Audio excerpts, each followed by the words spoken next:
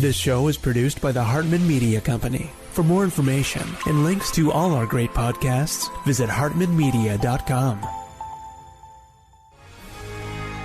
Welcome to the American Monetary Association's podcast, where we explore how monetary policy impacts the real lives of real people and the action steps necessary to preserve wealth and enhance one's lifestyle. It is my pleasure to welcome Casey Michel to the show. He is a writer and investigative journalist based in New York. His previous work has appeared in Foreign Affairs, The Atlantic, The New Republic. He worked as a journalist in Eurasia and the United States, has a master's degree from Columbia University's Harriman Institute, and his book is entitled American Kleptocracy: How the U.S. Created the World's Greatest Money Laundering Scheme in History. I can't wait to dive into this topic, and it is going to be a lot of fun. Casey, welcome. How are you? Jason, thanks so much for having me. It's great to be here. We appreciate you joining us. And, you know, the word kleptocracy, Casey, is an interesting word. I think it sadly describes the world in which we are living nowadays. I know that my audience shares the feeling. I know I feel it. You probably do too. Of course, it feels like the elites are just skimming the last meat off the bone, right? As they just are hollowing out America, hollowing out Western countries. And, you know, COVID has just given them even more tools to take away freedoms, to surveil, to control the money. You know, the digital dollar is coming, the central bank digital currencies are coming. I know your next book is on the crypto component of this as well. But just explain for us so we make sure everybody really understands, what is a kleptocracy? Yeah, Jason, that's a great question. And I will say I did get a little bit of pushback from some folks that I worked with early in the stages of the book about including that word in the title. You know, it's kind of a mouthful of a word. You know, kleptocracy is not something you come across a lot when you're reading books, when you're reading the paper, but it certainly describes so much of what I think you and I and the other listeners and viewers, so many others of those right here in the U.S. as well as around the world, have been experiencing for years and years. You know, the technical term of kleptocracy is pretty straightforward. It literally means rule of thieves. So rather than a democracy, autocracy, you have a klepto cast of characters running a government, running a regime, running a country, running an economy. I mean, it's really straightforward. You know, think of kleptomania. That's exactly what you see develop in these individual kleptocracies, in governments, in regimes, in countries. What I write about is, though, not just single governments, single officials, single regimes. What I'm really writing about when I'm talking about kleptocracy is that what we have in the 21st century is that this is no longer limited to just one regime or one country or one political figure or political force in one place. What we now have is kleptocracy as a transnational, international phenomenon, closely linked, closely intertwined with the broader offshoring economy. And really, in many ways, we have the edifice of the offshoring economy 30, 40, 50 years ago that modern kleptocracy, modern kleptocrats have used and abused to their end. So what I'm talking about when I write about kleptocracy, it's not just something that happens in the United States or in other countries elsewhere, but that it's a transnational, international phenomenon that allows these elite figures, these oligarchic figures, to soak up, to loot as much money as they can, and then to move and hide and especially launder that money elsewhere. Now, this has all kinds of knock-on effects, and I know we'll be talking about everything from national security to wealth inequality to jobs drying up on the ground to basic democracy itself. But when I'm talking about kleptocracy, yes, I'm focusing on the American example, and yes, I'm focusing on the American story, but I do think it's worth remembering that this is something we've seen take place around the world, and it's now an international phenomenon. Was there something that changed in the world, some inflection point, maybe a foreign trade agreement or a set of treaties or something that made this easier or more possible for these kleptocrats? Did something change at a certain time period? Yeah, I mean, Jason, that's a really great question. I mean, the short answer is we didn't just wake up one day and find ourselves here. There wasn't one specific policy, one specific decision, one specific election that you could point to and say, if that had gone differently, if something had gone differently from that, everything that flowed would have been qualitatively different from that. the metaphor to use, as with so much, is that we were kind of the frogs boiling in the pot. This was the slow rising in temperature, in implementation, in scope and magnitude of a whole range of different policies, different outcomes, different economic implementations that got us to where we are. You just mentioned free trade policy a moment ago. That's absolutely a characteristic. That's absolutely a component of this development. But it's not just the free trade arrangements. It's also things that I write about in the book, like secret financial vehicles, financial secrecy vehicles, like anonymous shell companies, anonymous trusts, anonymous foundations. But did those come about at a certain time? I mean, people have always had offshore companies. That's not new. I mean, the corporation's been around for hundreds of years. Did something change that made this more possible? Like, you have all these different countries around the world and even states within the U.S. sort of competing against each other, which I want to say is a good thing in a way.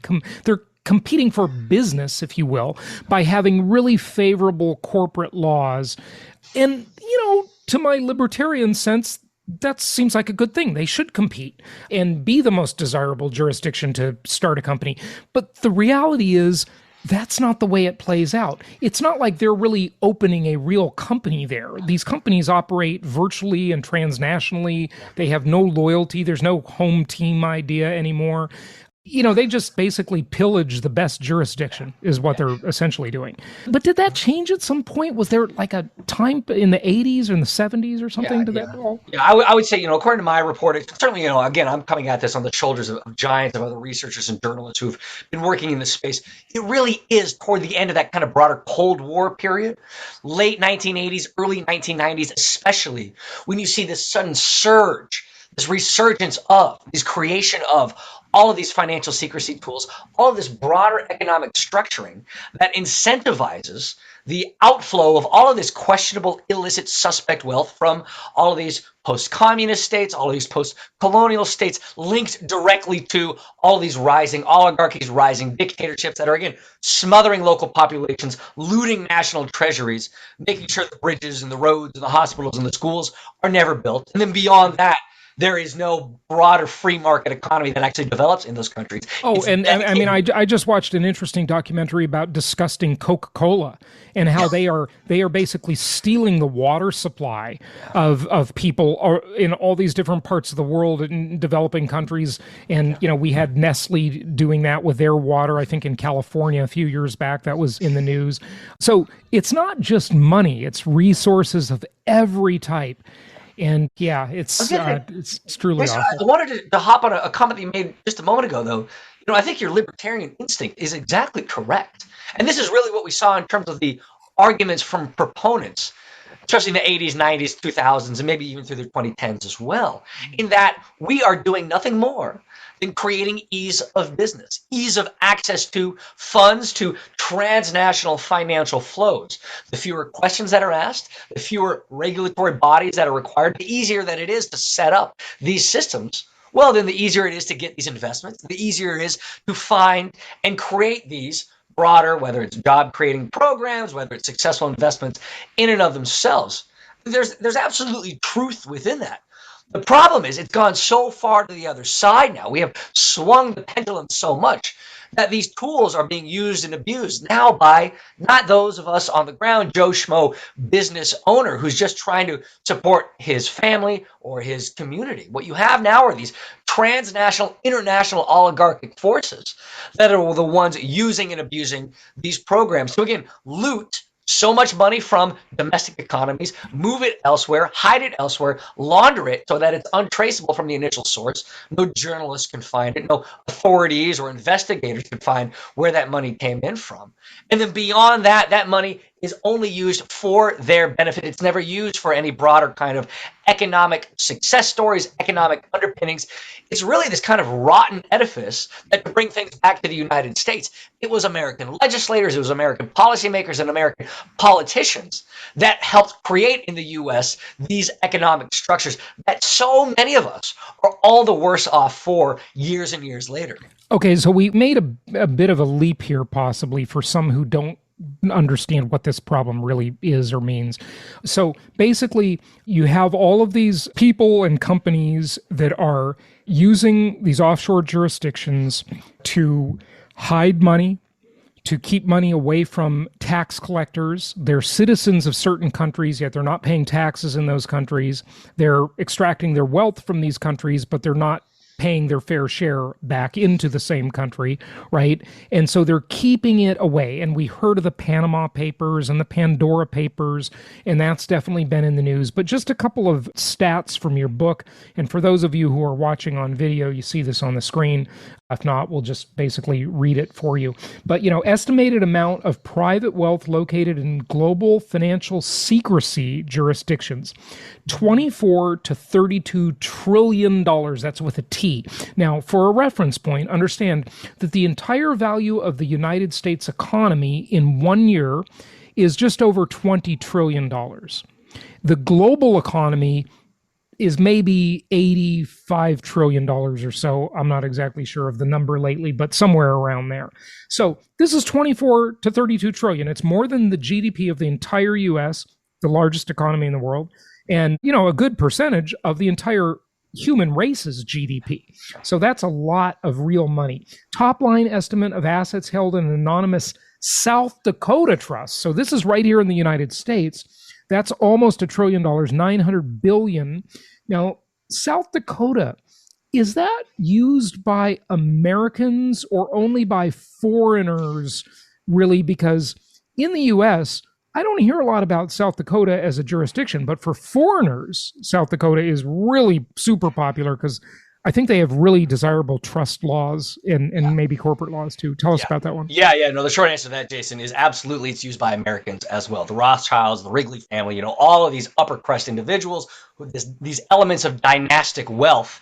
The beneficiaries of dynastic wealth have flocked to South Dakota. And I'll pause on South Dakota for just a moment because what you're talking about is exactly right. I know you just mentioned the scope and the scale of the offshoring world. And I think when a lot of folks think of offshore, they still think of, Bermuda or the Bahamas or the Cayman Islands. They don't think of places like the United States and especially states like Delaware, states like Nevada, states like South Dakota. So here's what's interesting about that. And correct me if I'm wrong, but to a non-American, the U.S. is one of the greatest tax havens and offshore money places in the world.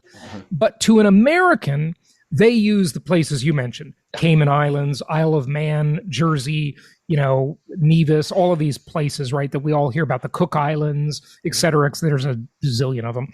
But that's mostly foreigners looking at the U.S. as a really desirable place. Right?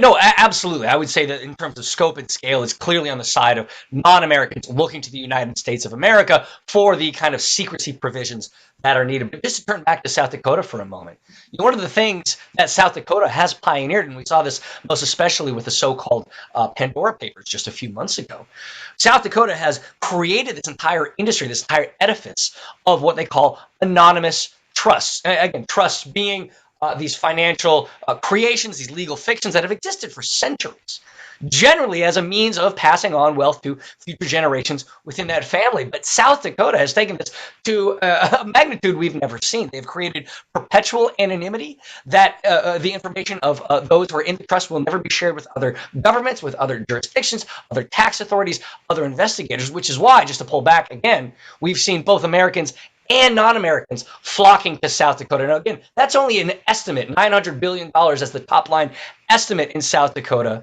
It's still a question of how many total assets are actually there, let alone who those assets are connected to, and then beyond that, what those assets are actually doing after they pass through all that anonymity that the state of South Dakota freely offers. Some of this money that we're talking about is totally ill-gotten. We're all familiar with, I think it was HSBC. I don't want to get the wrong bank here, but, all of the banksters are so crooked and slimy. It's unbelievable. But I believe it was HSBC, if I'm not mistaken, that had that big scandal a few years ago of, essentially laundering money for drug cartels. So, a lot of this money is like foreign aid money that companies and government officials in foreign countries are just basically stealing from the people it should be going to, right?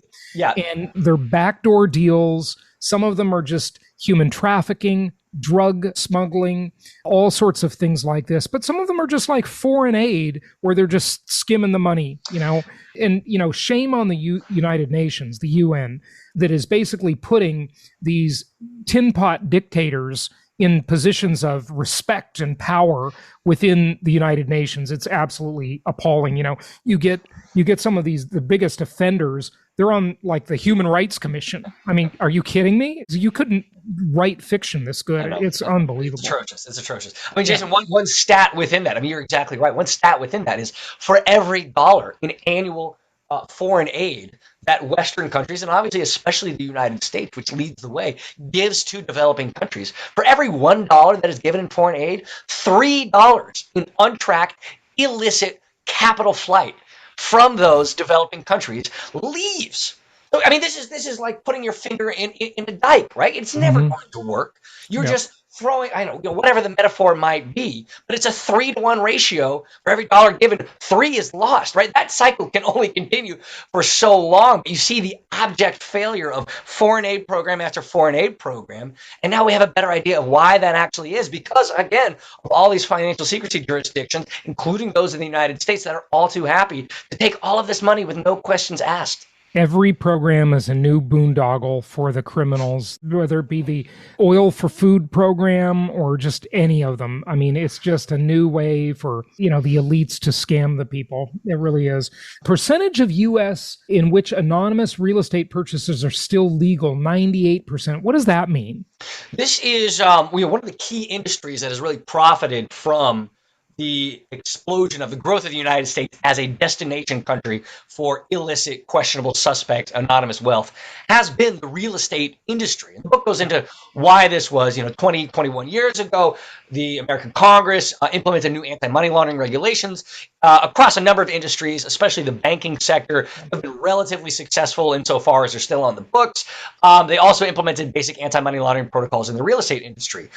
A few months thereafter, now we're talking about 2002, the Treasury Department issued an exemption, what it called a temporary exemption for the real estate industry for these anti-money laundering requirements. The Treasury Department effectively said, we don't want to throw the baby out with the bathwater. We don't want these regulations to strangle the real estate industry in and of itself. And again, you see the logic of it. It's perfectly understandable why they did that.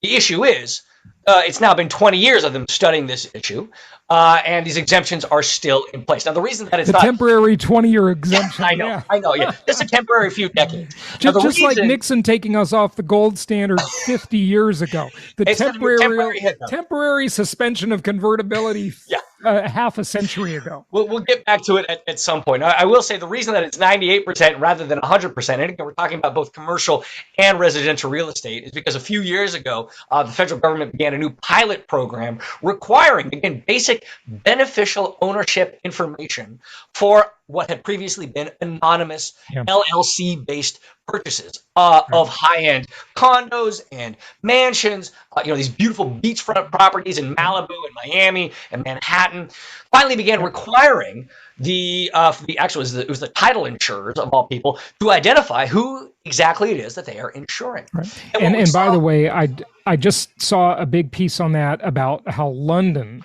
is such a capital for this. I mean, there is just illicit foreign money flowing into London real estate like you cannot possibly imagine. Billions and billions just of dollars sickening over and over and over again. Much of it tied to, regimes in places like Russia, in places like China, in places like Venezuela that are obviously, as anti-democratic as you're going to find. But yes, you're exactly right. And if you're complaining about buyers pushing the market up too high, well, there you go. Yeah. It's this illicit foreign money that is just buying up everything in sight.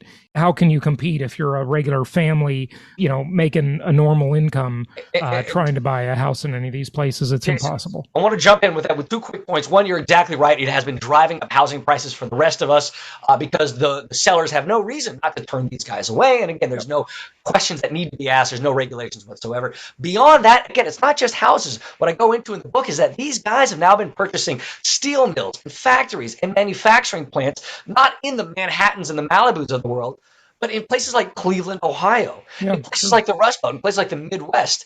And what they end up doing is not revitalizing local communities and not bringing jobs back, but just using those assets to hold and hide funds or to use it as part of a broader transnational money laundering scheme. And so what ends up happening is that not only the jobs never come back, but the remaining jobs, those folks are just laid off. These are the steel workers, the factory workers that are laid off. The factories begin falling apart, begin imploding. They're never going to come back. And these local communities in West Virginia, in Kentucky, in Texas, in Illinois, see these economic crown jewels go to complete rot, again, because of these systems of kleptocracy that we've been talking about today.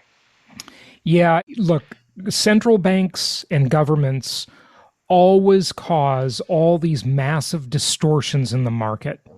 And you kind of can argue both sides, right? You can see that all of these laws that we're talking about and these deals and methods that we're talking about, on the left, they'll say, well, you got to do more regulation. You got to regulate this, right? But the problem is the reason this happened in the first place is because of regulation.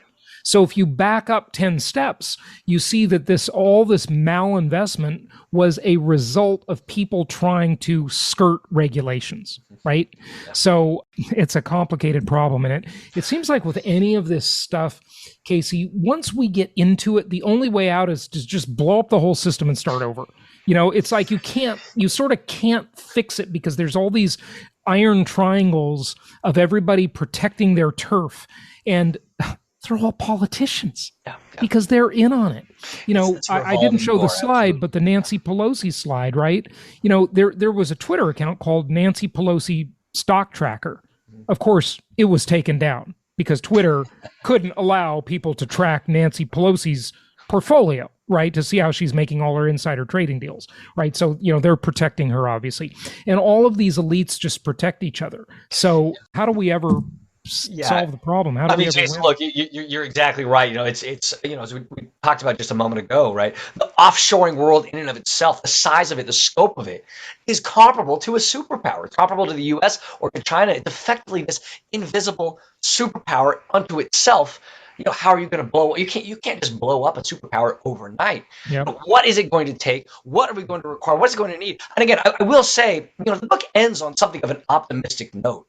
Because of things like the Pandora Papers, Paradise Papers, Panama Papers themselves, revealing the scope and scale of this, including, especially things like political changes, political dynamics in the U.S., this brand new rethinking of where the U.S. is, where it's going, and what kind of policies will be required in the future. I mean, we are really going through this kind of tidal wave shift of understanding how the broader global economy, as well as within that the American economy, should operate, what kinds of policies need to be implemented, what kind of policies need to be tossed out. I really think we're going through this incredible shift in broader philosophy, broader economic philosophy and understanding in the U.S. as well as globally. That, again, I don't know whether that means the policies that are required will be implemented. I have no idea if this is going to ever make a dent in this issue because we're talking about such a gargantuan scale of set of problems. But I will say that the optimism that I have for where we are right now does stem from the fact that you and I are even having these conversations. Because I don't know if we would have been having these 5, 6, 7 years ago. I don't know if these similar conversations elsewhere, similar revelations elsewhere would have been happening, would have moved anything 5, 6, 7 years ago. But just how quickly things have changed, just how many conversations I've certainly been having on my end, the fact that this book can actually exist, here we are in early 2022, is certainly a reason that I have some form of optimism, however misplaced it might be. Well, Casey, I'll tell you something. You and your peers are doing possibly the most important job in the world. Investigative journalism. And there is so little of that anymore. I mean, it's just all but disappeared. The media just parrots the sort of company line, the government line, whatever it is. What's happened in the media to investigative journalism? It used to exist in a real way. Now there's like a few people, you being one of them, hardly anybody, right? I will say, and I know, plenty of absolutely wonderful investigative journalists, certainly plenty who would like to be and deserve to be making far more money than they are right now. I mean, that's part of the broader conversation about how media has shifted, consolidated, fallen apart. And again, we're only talking about right here in the U.S., but again, this has been taking place. Investigative journalism costs real money. No, it does. They've got to have real budgets to subscribe to things and to travel to places and to meet people and to go undercover. That takes a tremendous amount of resources. Whereas most news media, they just use the wire services. They look at the other news media. They report the same stories, with a different face on them. It's a joke. I mean, what we call journalism nowadays is a complete joke. No, it's clickbait and easy headlines is the same thing everyone else is saying. Look, I don't want to play myself up too much. I'm in an incredibly fortunate position to find myself. I've married a wife who's wonderfully successful and far more successful than I'll ever be, and is able to support my work in and of itself. And I do want to say to the credit of the other journalists, the topics that I write about in the book, they have to require the time and resources that so many others don't. So I certainly don't begrudge anyone else for not writing this book. I was in a wonderfully fortunate position to be able to put this together. And I just hope that it's able to make the kinds of impact and spark the kind of conversations that I certainly hope will emanate from the book now being out. Okay, so a question I didn't ask, any topic, anything from the book or your work in general that you want to share, just share some more stuff on shining the light on this problem, if you will. Well, sure, Jason. No, that's a wonderful question. Thank you so much. Again, the book is consolidating so much of my investigative work, so much of my research in this space, all the conversations with policymakers, all the conversations with other investigators, all the details of other investigations elsewhere that have really been brought together as I tried to do in this one single coherent narrative. I will say the most surprising element of the response from the book is that folks have been saying it's actually readable, it's actually enjoyable, and it actually goes by pretty quickly. So for a topic as in many ways depressing as well as complicated as transnational money laundering and kleptocracy itself, I do hope folks are able to get in, get out relatively quickly, and knowing full well that there are some maybe not fun stories per se, but at least memorable ones. It doesn't have to be as depressing as it is all the time. But again, this is my first book, and I certainly hope it stands the test of time, or at least continues to spark these kinds of conversations moving forward. I've got to also ask you, before we let you go, who are some of the biggest offenders? I mean, we've all heard about Vladimir Putin, of course, Saddam Hussein, all these folks have these zillions of dollars. Who knows the number? We talked about Nancy Pelosi. There's many other American politicians that are just totally crooked, of course.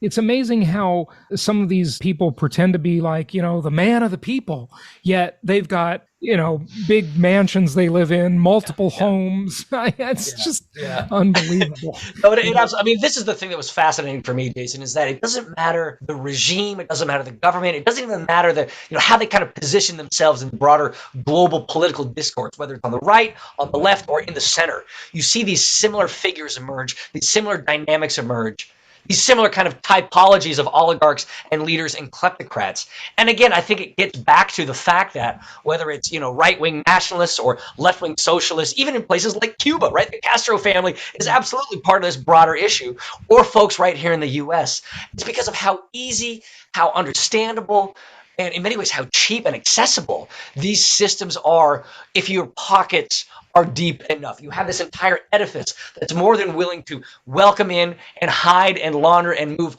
as much money as you can provide them. And as you just mentioned, you have these iron triangles that develop policymakers and lobbyists and industries that it's going to take years and years to begin disentangling. Yeah, it's okay. You didn't name any names, though. Well, look, you could talk about Putin. You can talk about Maduro down in Venezuela. You could talk about, my pet favorite is I actually worked as a Peace Corps volunteer in Kazakhstan a decade ago, and I have the local dictator there to thank for sparking my interest in international money laundering. And lo and behold, it just came out a few days ago that he has overseen a series of companies investing $8 billion in the British real estate sector. And that's only one case study that we know about. So, hey, glad to see he's still going strong. Yeah, it's unbelievable. It really is. Well, okay, so tell us about your next book coming out. Now, what are you doing with the cryptocurrency stuff? Are you talking about the way that's used as a tool for these things, or what? Well, Jason, I do want to say, again, it's very early days yet. We don't have the form or the actual structure for the book itself. I know crypto is one of those things, and broader digital assets, that I wasn't able to get into in the book, if only because of so many of the developments we've seen in the last 12 months alone. Again, publishing, you're finishing the manuscript so much longer than the book actually comes out. But there's this other brand new explosion of tools industries, networks that have been servicing all of these dirty money needs. And again, crypto and digital assets are only one part of that, one prong of that. What I really want to get into in this next book is potentially how it is that these tools have allowed foreign money to flow into American democracy. I know, again, the first book itself, American Kleptocracy, I'm talking about American systems, American figures. But one of the things that's really interesting to me is as we have these broader discussions about American democracy, what does that really mean? And is it really Americans themselves deciding what that democracy actually is and actually looks like? Jason, I suspect I know your answer to that. It's the best democracy money can buy. Absolutely it is. And that means lobbyists for big corporations and entrenched interests. A growth industry right there. So early days yet, but God knows there's more than enough material that I left on the chopping block just from this first book to get going on a second. Yeah, and those digital assets, the cryptocurrencies and the NFTs, what great tools. I mean, the people that want to take advantage of all this stuff must be just foaming at the mouth. We didn't mention it, but they do this with art. And if you want to learn about that stuff, just do some searches and check out how the elites use art as a money laundering vehicle, because it's a high value density asset, very portable.